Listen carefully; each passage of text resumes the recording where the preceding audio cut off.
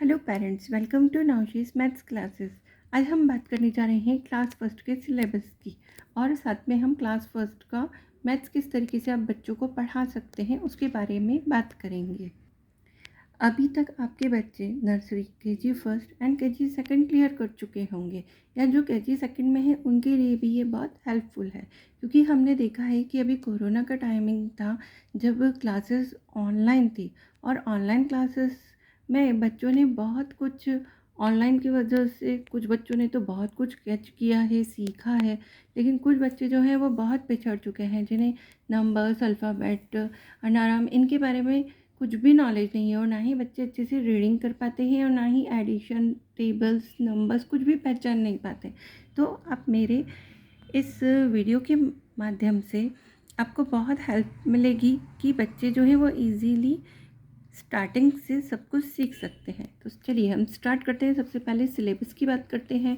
तो class first के बच्चे को नंबर्स फर्स्ट चैप्टर है, जिसमें नंबर्स को इंट्रोड्यूस किया जाता है 1 to 9, जो कि हम छोटी क्लासेस में ही बच्चों को बता देते हैं, लेकिन फिर भी बच्चों को स्टार्टिंग में 1 to 9 तो एटलीस्ट आना ही चाहिए, ताकि हम उन्हें वंस प्लेस के बारे में इजीली बता सकें।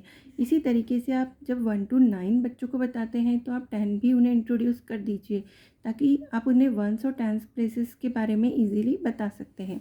देन आता है एडिशन। आपने 1 to 9 तक इंट्रोड्यूस किया है, तो आपको सिर्फ वंस के नंबर्स का एडिशन करवाकर बच्चों को प्रैक्टिस करवाना है, ताकि उन्हें ऐड करना आ जाए। इसी तरीके से आपको सब्ट्रैक्शन कराना होगा। देन हमें पोजीशंस बतानी होगी बच्चों को कि कौन सा नंबर किस पोजीशन पे है। इस तरीके से जब हम इस चैप्टर की बात करेंगे तो हम इसे क्लियरली डिटेल में बात करेंगे। देन हम बच्चों को शेप्स के बारे में बताएंगे। आप बच्चों को अपने रेगुलर लाइफ में भी घर में बहुत सी चीज़ें होती हैं, जैसे बॉल हुआ, हमारे यहाँ मैच स्टिक हुआ, हमारे किचन में बहुत कुछ होता है, हमारे चीज़ें बहुत सी ऐसी होती हैं जो अलग अलग शेप्स की होती हैं, ड्रेसिंग में होता है, हम बहुत सी चीज़ों को यूज़ करते हैं। उन सब की मदद से हम बच्चों को शेप्स के बारे में इंट्रोड्यूस कर सकते हैं। उसके बाद आता है नंबर्स। जब हम वंस तक बच्चों को बता देते हैं, देन हमें 2 डिजिट नंबर्स लेना पड़ते हैं। जब हम 10 से लेके 20 तक बच्चों को रिटर्न में बताते हैं, और साथ साथ में उन्हें इसके बारे में बताते हैं कि ये वंस प्लेस पे है, ये जो है टेंस प्लेस पे है।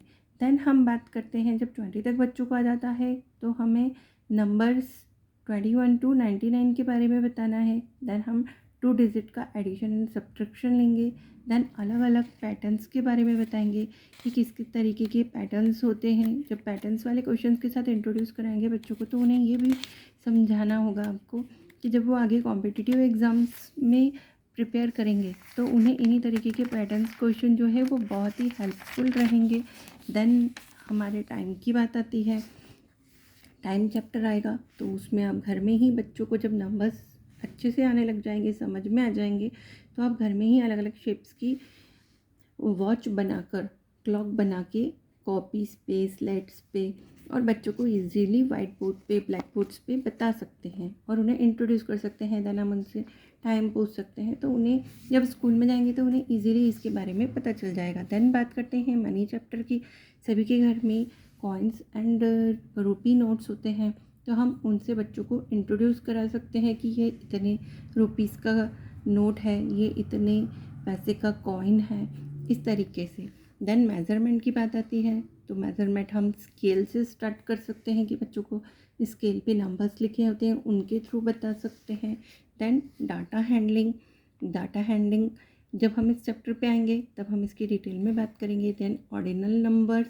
Then multiplication. जब हम मल्टीप्लिकेशन बच्चों को सिखाते हैं तो उन्हें उसके पहले टेबल्स आना ज़रूरी होता है। देखिए, अब हम स्टार्ट करते हैं हमारा फर्स्ट चैप्टर, जिसमें हम बच्चों को किस तरीके से प्रैक्टिस करा सकते हैं घर पे, कि वो स्कूल के साथ साथ में घर में भी परफेक्ट हो जाए। इसके लिए आपको सबसे पहले नंबर्स 1 to 9 इस तरीके की आप एक कॉपी बना के बच्चों को प्रैक्टिस करा सकते हैं, और उन्हें ईजिली समझा सकते हैं कि वो किस तरीके से करें। देखिए, इस तरीके से मैंने नंबर लिखे हैं। 1 लिखा है, 2, देन 2, 3, 4 एंड देन 5। इस तरीके से मैंने 2 टाइम्स लिखा है। तो आप बच्चों को इस तरीके से बोलिए कि जैसे 1 लिखा है तो 1 के सामने 1 लिखें, इस तरीके से उन्हें फिलअप करना रहेगा। देन 2 लिखा है तो वो इस तरीके से 2 2 लिखें, ताकि इससे उनकी प्रैक्टिस हो सकेगी।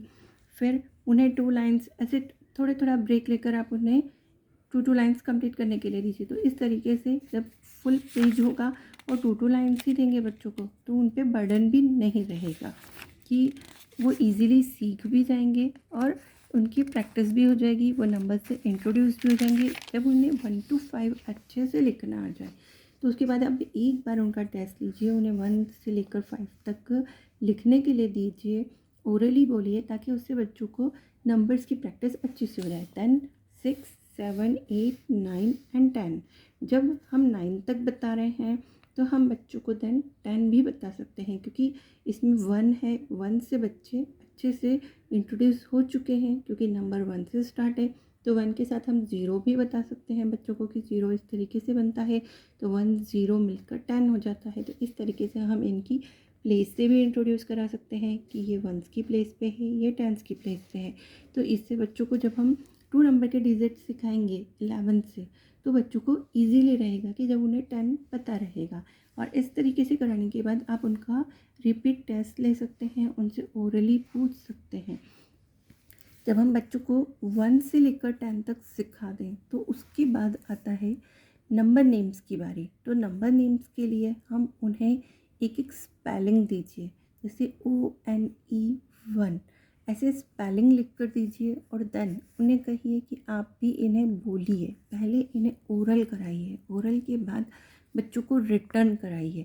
ONE 1 बच्चे ओरली जल्दी सीख जाते हैं, लेकिन कुछ बच्चों की ग्रास्पिंग पावर अच्छी नहीं होती है, बहुत slow writers and slow readers होते हैं।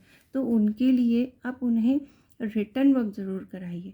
इससे क्या होगा कि उनकी ओरल हैबिट भी अच्छी होगी और साथ में उनकी रिटर्न हैबिट भी अच्छी होगी। तो इस तरीके से आप जब उन्हें स्पेलिंग्स भी बोलने के लिए, रिपीट करके लिखने के लिए देंगे, तो उनकी स्पेलिंग्स भी अच्छे से उन्हें लर्न हो जाएगी। देखिए, अभी इस तरीके से आप इन्हें 1 से लेकर 10 तक लिखना सिखा सकते हैं। मैं अभी इस वीडियो में सिर्फ आपको कॉपी बनाना सिखा रही हूँ। मैं अपने नेक्स्ट वीडियो में आपको किस तरीके से स्पेलिंग्स की प्रैक्टिस कराना है वो भी लिखना बताऊँगी। जब बच्चों को 1 से 10 तक की स्पेलिंग हो जाए और नंबर्स भी इंट्रोड्यूस हो जाए, तो आप इस तरीके से मैच द फॉलोइंग बना के दीजिए, कि बच्चे मैच कर सकें। जैसे अपने 1 3 5 4 ऐसे मैंने अलग अलग नंबर्स लिख दिए हैं, ताकि बच्चों को इस तरीके से टेस्ट भी हो जाएगा और आपको पता भी चल जाएगा कि बच्चे को नंबर रियल में पता है या नहीं है। तो बच्चा उस बारे में बता भी देगा आपको। देन आप उसे मैच करने के लिए दीजिए। देखिए, जैसे यहाँ पर 1 लिखा है, तो 1 से इस तरीके से मैच कर लेगा बच्चा। देन आप यहाँ पर डिफरेंट शेप्स बना सकते हैं। देखिए, जैसे मैंने बताया, तो आप 1 से मैच किया, उसके बाद बताइए कि यहाँ पर कौन सा ऐसे पिक्चर है जो सिर्फ 1 टाइम ही बना है। तो बच्चा इस तरीके से जब काउंटिंग करेगा, तो इस तरीके से उसकी काउंटिंग प्रैक्टिस भी अच्छी हो जाएगी और वो इस तरीके से मैच करेगा, तो उसे फ़न भी आएगा और वो गेम में बहुत कुछ सीख जाएगा। देखिए, एक नंबर और मैं बता देती हूँ, 3। अब देखिए 3 कहाँ है, ये रहा। अब हमने 3 पिक्चर्स कहाँ बनाए, ये रहे स्टार्स। देखिए, इस तरीके से मैंने छोटे छोटे शेप्स बनाए हैं। आपको जो भी शेप आते हों आप वो बना सकते हैं। देन इसके बाद में हम बच्चों का ओरल टेस्ट लेंगे, कि इस तरीके से जब उन्हें स्पेलिंग्स भी आ गई, उन्हें नंबर्स भी समझ में आ गए, तो हम इस तरीके से नंबर नेम्स का टेस्ट ले सकते हैं। अब आप ओरल टेस्ट लेंगे, तब इस तरीके का क्वेश्चन लिख दीजिए। Right number name with their number, right numbers with their number names. अब आपने ओरली बोला 3, तो बच्चा लिखिएगा 3।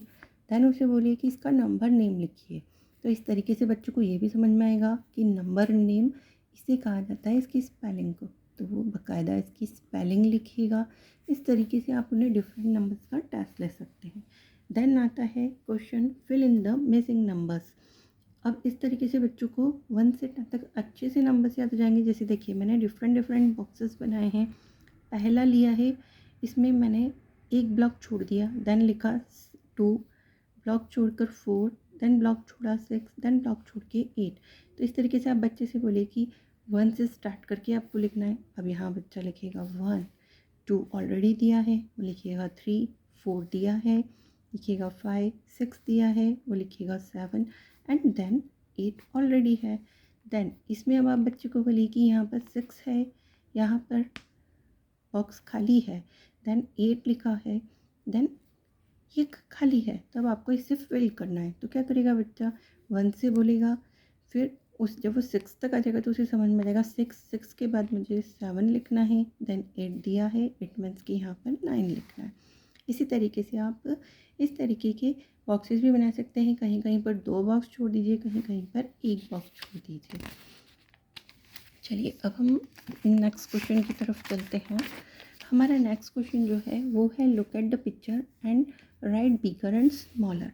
अब हम यहाँ क्या करेंगे, यहाँ पर आप कोई भी पिक्चर को ड्रॉ कर सकते हैं। अलग अलग स्टिकर्स आते हैं, उनको लाकर भी स्टिक कर सकते हैं और बच्चों को बता सकते हैं कि which is smaller and which is बिगर। देखिए मैंने यहाँ पर क्या किया, यहाँ पर एक बड़ा बॉल बना दिया और 2 छोटे बॉल बना दिए। अब हम बच्चों से पूछेंगे कि which is bigger and which is smaller, तो इससे बच्चा बताएगा कि ये बिग है तो बिगर हो गया, ये स्मॉलर। तो बच्चा इस तरीके से आपको इजीली बता पाएगा और आप इस तरीके से उसका टेस्ट भी ले सकते हैं। इस तरीके से जब हम बताएंगे, बच्चों को इंट्रोड्यूस कराएंगे बिगर स्मॉलर से, तो हमारे घर में बहुत सी चीज़ें होती हैं, बहुत से खिलौने होते हैं बच्चों के बचपन के, हम उन सब चीज़ों से उनको बता सकते हैं। जब वो उन चीज़ों से समझ जाएगा, टॉयज़ से समझ जाएगा, जैसे घर में कटोरियाँ होती हैं, चम्मच होती है, हम उनसे भी बता सकते हैं बच्चों को कि which is bigger which is smaller. Then हम उन्हें फिर नंबर्स से बताएंगे कि which is bigger and which is smaller. Circle the smaller number. अब उन्हें स्मॉलर नंबर पे कहिए कि सर्कल कीजिए।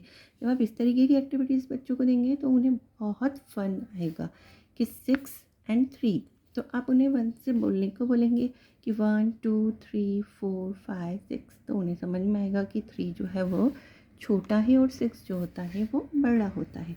तो इस तरीके से देखिए मैंने इतने सारे बना कर दिए हैं। आप रोज़ इस तरीके का एक एक एक्टिविटी भी कराएंगे और उसका टेस्ट लेंगे तो बच्चों को बिल्कुल लर्न बाय हार्ट हो जाएगा। इसी तरीके से आप बिगर नंबर दे सकते हैं। इस तरीके से circle the bigger number, then इस तरीके के डिफरेंट नंबर्स लिख दीजिए और फिर वही सेम बच्चों से पूछिए 9 बड़ा है या 3 बड़ा है, तो बच्चा बताएगा आपको ऑलरेडी कि 9 बड़ा है 3 स्मॉलर है। तो इस तरीके से जब आप डिफरेंट नंबर्स लेते जाएंगे और उनकी प्रैक्टिस कराएंगे तो बच्चा इजीली सीख जाएगा। देन हम बात करेंगे more and less. More and less के लिए हम पहले घर में कुछ थोड़ी सी चीज़ जो भी बच्चे खाते हैं वो थोड़ा और ज़्यादा क्वांटिटी में देकर भी उन्हें मोर लेस समझा सकते हैं। देन उसके बाद हम इस तरीके से ब्लॉग बना के प्रैक्टिस करा सकते हैं। देन जब मोर और लेस के बारे में वो समझ जाए तो फिर हम उन्हें सिंबल्स के बारे में बताएंगे कि greater than and less than and equal के बारे साइंस के बारे में, कि ये मोर देन होता है तो जिसे ग्रेटर देन भी कहते हैं, लेस देन का साइन जो होता है वो इस तरीके से होता है और इक्वल का साइन इस तरीके से होता है। अब इसी तरीके से हम इसके क्वेश्चंस बताएंगे कि बच्चों को आप एक क्वेश्चन सॉल्व करके बताइए, एक लेस देन का और एक ग्रेटर देन का, कि कौन सा मोर है कौन सा लेस है, तो बच्चा इससे कंफ्यूज नहीं होगा। तो इस तरीके का आप क्वेश्चन बता सकते हैं। देन आप जब बच्चों को इक्वल एंड नॉन इक्वल के बारे में बताएंगे कि it is equal and it is not equal to, तो आप equal and not equal to के दोनों के बारे में बताइए। देन नंबर्स के बारे में बताइए कि देखिए 3 और 3 क्या है, इक्वल है, और 2 और 1 इज़ नॉट इक्वल टू, तो इनके बारे में भी बच्चों को साथ में ही समझ आ जाएगा। देन बात आती है बिफोर, आफ्टर एंड बिटवीन की, तो इसके लिए हम नंबर लाइन का यूज़ करेंगे। आप नंबर लाइन बनाकर भी बता सकते हैं, आप स्केल की मदद से भी बच्चों को बता सकते हैं। स्केल पे ऑलरेडी नंबर्स लिखे होते हैं, जैसे हम बच्चों को 1 से 10 तक लिख कर बताएंगे। देन हम उन्हें बता सकते हैं इस तरीके से। अब ये देखिए 2 कम्स बिफोर 3, कि 3 के पहले 2 आता है तो ये क्या हो गया before. And 8 comes between 7 and 9, तो यहाँ से हमने क्या किया, बिटवीन के बारे में भी बता दिया, यहाँ हमारा बिफोर भी हो गया। देन आफ्टर बताने के लिए भी हम बता सकते हैं कि यहाँ से ले लीजिए, तो ये क्या हो जाएगा कि 4 comes after 5. 4 comes after 5.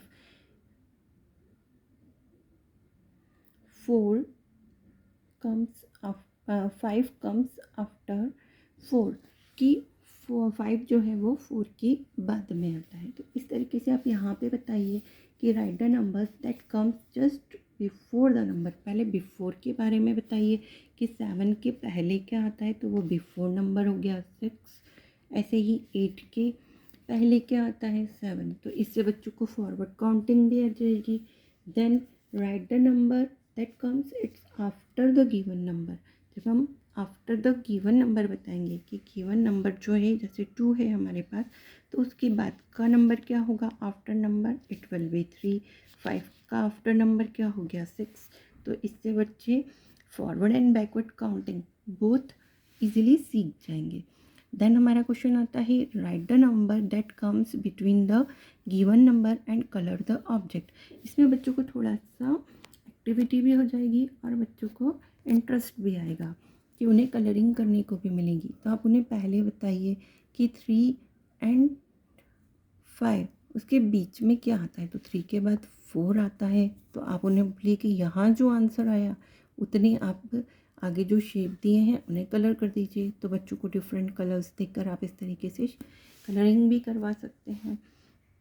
Then बारी आती है arrange the numbers in the increasing order. Increasing order क्या होते हैं, जिसमें हम छोटे नंबर से बड़े नंबर की तरफ लिखते हैं।